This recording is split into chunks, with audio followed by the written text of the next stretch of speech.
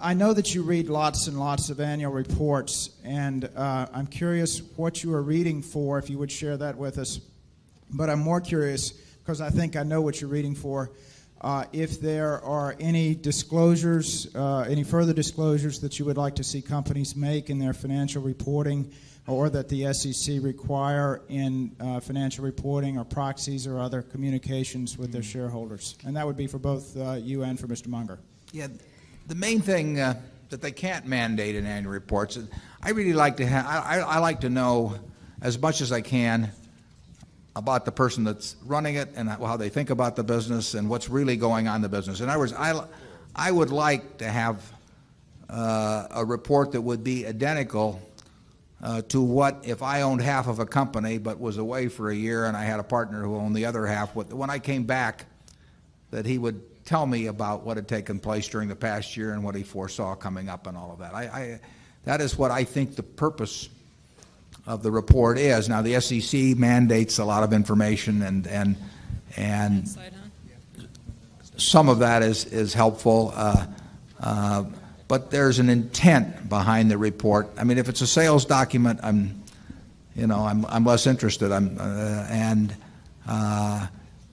I don't see any way to mandate what I'm talking about, but that's the kind of report I'm looking for. What I'm trying to do as I read reports, I like to understand just generally what's going on in all kinds of businesses.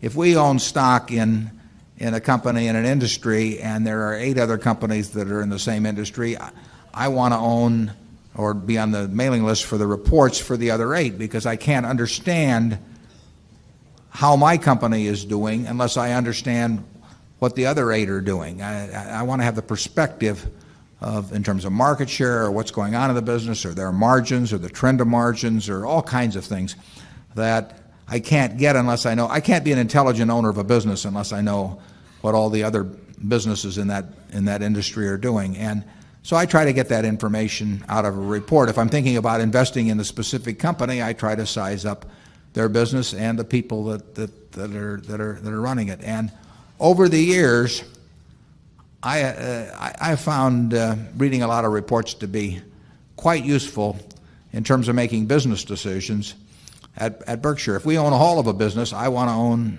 shares in all of the competitors just to keep track of what's going on. And I want to be able to intelligently evaluate how our managers are doing that, and I can't do that unless I know the industry backdrop against which they're working.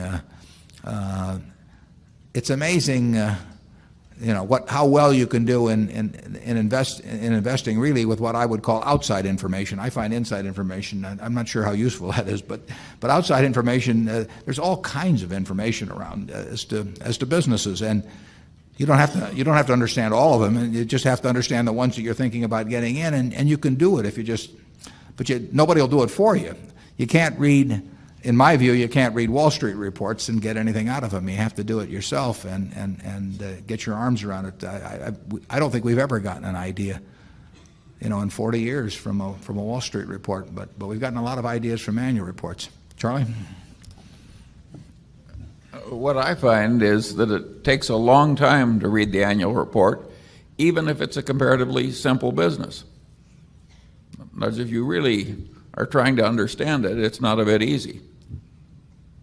Yeah, I would say that on average in a business we're really interested in, even though we know what to skip to some extent, what to read, I mean, it's going to be 45 minutes or an hour on a report, and if there are 6 or 8 companies in the industry, that's going to be 6 or 8 hours perhaps, and then there are quarterlies and a lot of other. I mean, the way you learn about businesses is by absorbing information about them, thinking it, deciding what counts and what doesn't count, relating one thing to another, and that's the job. And you can't get that by looking at a bunch of little numbers on a chart bobbing up and down about or reading market commentary and periodicals or anything of the sort. That just won't do it. You've got to understand the businesses.